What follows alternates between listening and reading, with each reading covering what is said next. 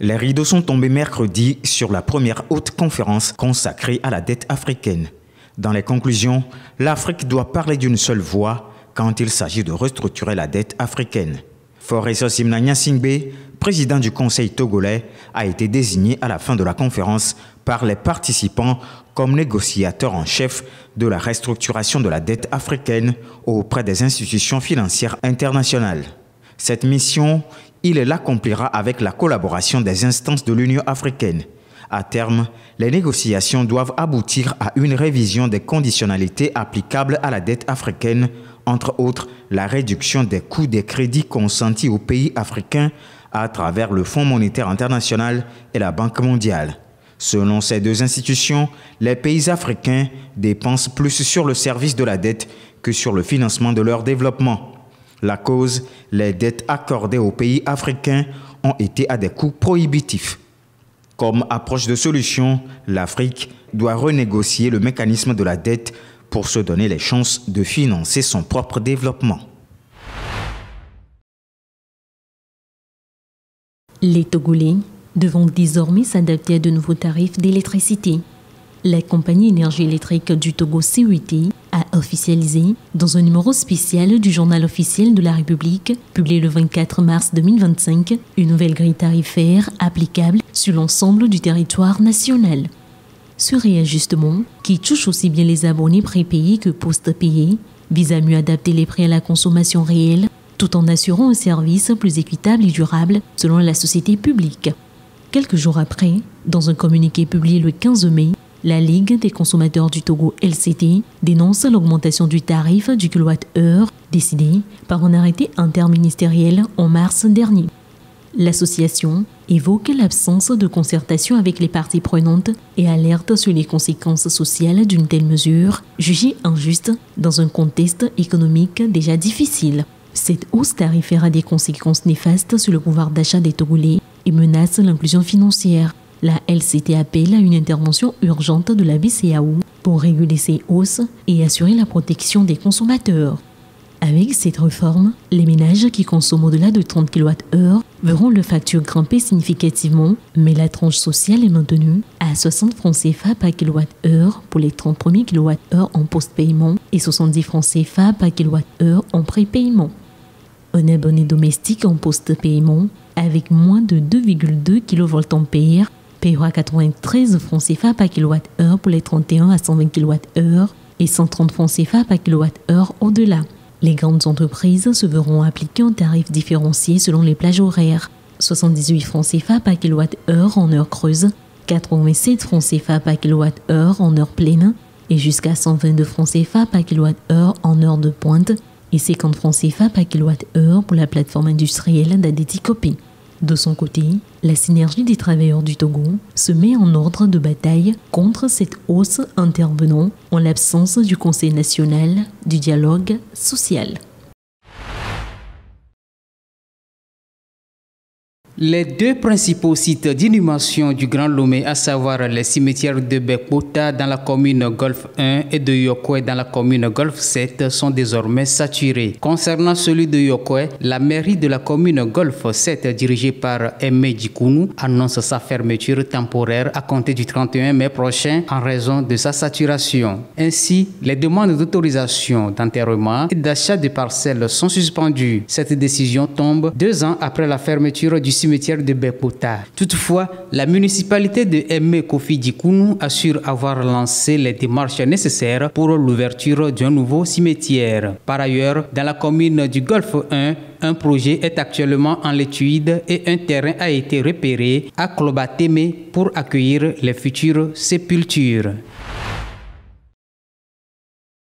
Au Togo et plus précisément dans le nord du pays, l'Agence nationale de la météorologie ANAMET annonce le début de la grande saison des pluies. Selon les prévisions, une période de précipitation normale à tendance excédentaire est attendue entre juin et septembre 2025. Les experts prévoient que la région des savanes connaîtra des cumuls de pluie variant de normal à excédentaire durant les mois de juin, juillet et août. Parallèlement, les régions de la Kara et centrale devraient également enregistrer des précipitations supérieures aux moyennes saisonnières. La tendance des pluies devrait demeurer excédentaire dans l'ensemble des zones nord du pays entre juillet et septembre. Sur le plan hydrologique, la situation se présente de manière contrastée. Selon l'ANAMET, le bassin de Loti est susceptible d'enregistrer des niveaux d'eau excédentaires entraînant des risques de débordement et d'inondation. L'ANAMET recommande à cet effet une vigilance accrue, conseillant d'éviter les zones susceptibles d'être inondées. En revanche, le bassin supérieur du fleuve Mono pourrait être confronté à un déficit hydrique. Ces prévisions météorologiques pourraient avoir des conséquences significatives sur le secteur agricole. L'ANAMET encourage donc les agriculteurs et les communautés rurales à opter pour des variétés de cultures améliorées à cycle court et à rendement élevé afin de mieux s'adapter aux conditions climatiques annoncées. Une série de mesures ont été adoptées à Lomé pour réduire le coût jugé prohibitif des billets d'avion dans la sous-région ouest-africaine. Le 9 mai dernier, les parlementaires de la CEDEAO ont plaidé pour la suppression de 4 taxes spécifiques qui rendent les billets plus chers dans la zone. Il s'agit de la taxe sur les billets, la taxe touristique, la taxe de solidarité et la taxe sur les voyages à l'étranger. En dehors de ces taxes à supprimer, les parlementaires ont préconisé une réduction de 25% des redevances appliquées aux services, aux passagers et à la sécurité aéroportuaire. Selon les ministres des Transports de la sous-région, ces différentes taxes et redevances représentent à elles seules près de 50% du coût total des billets, paralysant ainsi la compétitivité des compagnies aériennes. Ces mesures sont programmées à entrer en application à partir de janvier 2026. Un comité de suivi a aussi prévu pour accompagner la mise en œuvre de toutes ces mesures et d'assurer leur conformité avec les standards de l'Organisation de l'aviation civile internationale. La rivière Matan-Fada dans le nord-ouest du Nigeria. Ici, les histoires de la vie d'antan sonnent comme des légendes. On dit que les crocodiles ne sortent pas de l'eau les vendredis et qu'autrefois les poissons étaient si nombreux qu'il suffisait de se baisser pour en attraper à la main.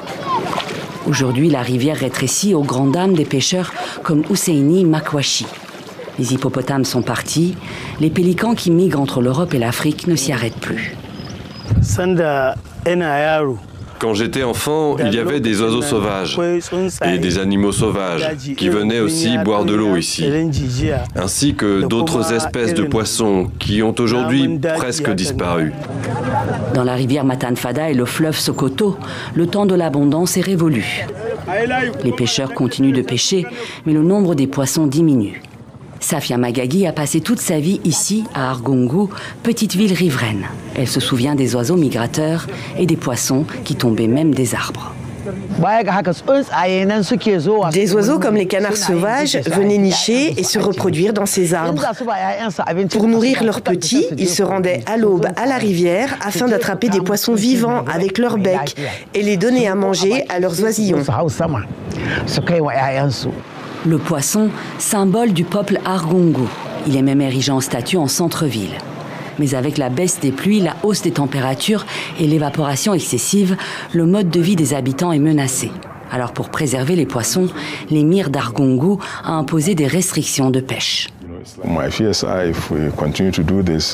Ma crainte, c'est que si nous continuons comme cela, la vie telle qu'on la connaît cessera d'exister dans cette partie du pays. Ou alors, les gens seront contraints de migrer parce qu'il n'y aura plus assez de ressources pour subvenir à leurs besoins.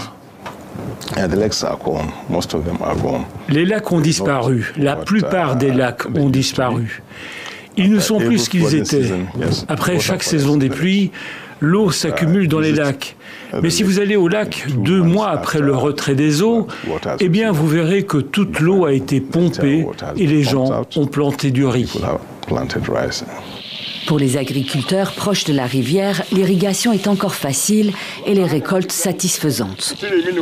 Mais dès qu'on s'éloigne des rives, la situation se détériore. La région aux portes du Sahel est particulièrement vulnérable aux effets du changement climatique. La différence est énorme. Dans ce champ, on récoltait plus de 100 sacs de millet, mais aujourd'hui, on en obtient à peine 60. La désertification a avalé des milliers de terres arables. Les récoltes ne sont plus ce qu'elles étaient. Pour l'instant, on pêche encore à Argungu. Les poissons, bien que moins nombreux, sont toujours là. Mais pour combien de temps ? Selon le GIEC, avec une hausse de 2 degrés des températures, plus d'un tiers des espèces de poissons d'eau douce risquent l'extinction d'ici 2100. Le président du bloc libéral, une force d'opposition, ose encore critiquer ouvertement les actions des autorités au pouvoir. Alors cette annonce de possible élection présidentielle, il la regrette. Pour lui, elle n'inclut pas les acteurs politiques et sociaux du pays. Il faut que nous soyons autour de la table pour qu'ensemble nous définissions les choses en vue d'un retour apaisé à l'ordre constitutionnel. C'est cela qu'on attend. Mais plutôt que de le faire, on se promène dans les capitales africaines pour annoncer des choses. Parfois c'est à Dubaï. Arrêtons ça. Les problèmes guinéens, c'est en Guinée qu'on va les résoudre. Pour lui, seul un dialogue peut sortir le pays de la transition, mais il n'existe pas. Depuis plus d'1 an, il n'y a même pas une perspective de dialogue pour s'entendre sur les choses. Rien ne semble préoccuper, n'est-ce pas, ce gouvernement qui va faire des annonces à l'extérieur alors qu'à l'intérieur du pays, rien ne se prête. L'annonce du Premier ministre à Abidjan interroge, notamment sur le fait que les mots aient été prononcés en dehors de la Guinée et pas directement au peuple. Ce journaliste estime que Amadou Ouriba voulait rassurer l'opinion internationale. Est-ce que l'objectif n'était pas de rassurer peut-être des investisseurs, histoire de dire, vous inquiétez pas, en décembre prochain, on va organiser les élections, donc ça en sera fini de la transition. Les militaires au pouvoir depuis le putsch du général Doumbouya en 2021 se sont engagés à un retour à l'ordre constitutionnel. Mais ils devaient déjà le faire en 2024. Par ailleurs, des opposants sont portés disparus, des manifestations toujours réprimées, des partis politiques interdits. Enfin, une réaction du gouvernement sur cette date d'élection a été sollicitée, mais il n'a pas donné suite.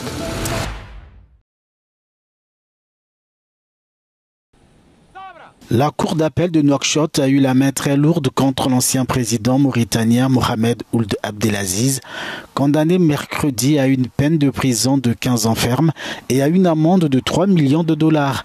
Il a aussi été déchu de tous ses droits civiques. L'ex-chef de l'État a été reconnu coupable de blanchiment d'argent et d'enrichissement illicite. Il a cumulé une fortune de plus de 70 millions de dollars d'actifs pendant son règne à la tête de la Mauritanie. Selon les enquêteurs, l'appel a donc été tout sauf une bonne décision pour Mohamed Ould Abdelaziz, alors qu'il n'avait écopé que de 5 ans d'emprisonnement initialement. Mohamed Ould Abdelaziz est en prison depuis janvier 2023. Au centre de ses ennuis, le conflit sur la gestion du parti au pouvoir avec son ancien allié et successeur, Mohamed Ould Ghazouani. Au petit matin, Mwavita Luango quitte sa maison, son panier dans le dos. Cette agricultrice de Bouchoumba, dans le territoire de Kabaré, n'a plus le courage d'aller jusque dans ses champs, situés à plusieurs kilomètres du village. Trop dangereux. À seulement une vingtaine de kilomètres de la ville de Bukavu, le chef-lieu du Sud Kivu, la guerre rôde toujours dans les collines. Mwavita Luango se contente désormais de cultiver un petit lopin de terre, non loin de sa maison, là où elle peut encore espérer être en sécurité. Mais son jardin, comme elle le sait, ne suffira pas. Depuis que la guerre a commencé chez nous, à Bouchoumba, nos cultures n'ont pas bien évolué. Tout a été détruit parce qu'on avait fui la guerre et on avait consommé les semences qu'on préparait pour les semis. À notre tour, on a semé le peu qui restait avec retard et les plantes n'ont rien produit. Ça s'est détérioré parce qu'on a planté après la saison. Dans des communautés qui vivent essentiellement de ce qu'elles produisent, les conséquences sont dramatiques. Dans le Sud Kivu rural, la faim et la malnutrition menacent. Les haricots, une mesure se vend à 5 000 francs congolais. Quel parent peut trouver 5 000 francs congolais alors qu'il n'a pas de travail? Actuellement, nous sommes dans la famine. C'est comme si on allait mourir de faim. Sur le marché, le prix des légumes a augmenté parce qu'il n'y en a pas. À quelques kilomètres de là, au centre de Miti, on trouve toujours un marché sur la route nationale numéro 2. Situé entre la ville de Bukavu et l'aéroport de Kavumu, les automobilistes aiment s'y arrêter pour s'approvisionner en fruits et légumes. Mais ce matin, les étals sont presque vides. Le sombé, ces feuilles de manioc très prisées, se fait rare. Seules quelques villageoises ont réussi à en récolter et les prix montent en flèche. C'est à 500. Ce n'est pas 300? Non. Je vais te donner 300. Non, c'est 500. Donne-moi alors 2 pour 500. Non, je peux te donner pour 1000 francs. Non, donne-moi 2 pour 500. Fin mars, un rapport conjoint de la FAO et du Programme alimentaire mondial établissait que 28 millions de personnes étaient confrontées à la faim en République démocratique du Congo, avec une situation particulièrement grave dans les provinces orientales touchées par le conflit. Depuis, la violence a perduré, continuant à perturber la production alimentaire et l'accès à l'aide humanitaire. Khartoum et ses environs encore sans électricité. La capitale du Soudan a été la cible de nouvelles attaques de drones dans la nuit de mercredi à jeudi, avec pour conséquence directe l'interruption de l'électricité selon des déclarations de la compagnie nationale. Les forces de soutien rapide ont été en grande partie chassées du centre du Soudan ces derniers mois, mais ces combattants du général Hemeti semblent avoir changé de tactique, selon des analystes. En lieu et place des assauts terrestres, ce sont désormais les frappes de drones contre les centrales électriques, les barrages et d'autres infrastructures en plein territoire contrôlé par l'armée régulière. La guerre entre les deux forces a dévasté le pays. Plus de 13 millions de personnes ont dû fuir leur foyer et le pays est en proie à la famine et aux maladies, selon les médias sur place. Les combats ont fait des milliers de morts, selon des sources militaires. Les frappes de drones des RSF sur Port-Soudan, la base arrière de l'armée régulière, et sur d'autres zones ont causé des pannes d'électricité dans la majeure partie du pays. Les combats au sol se poursuivent dans le sud d'Omdurman, qui fait partie de l'agglomération de Khartoum, selon des sources de l'armée.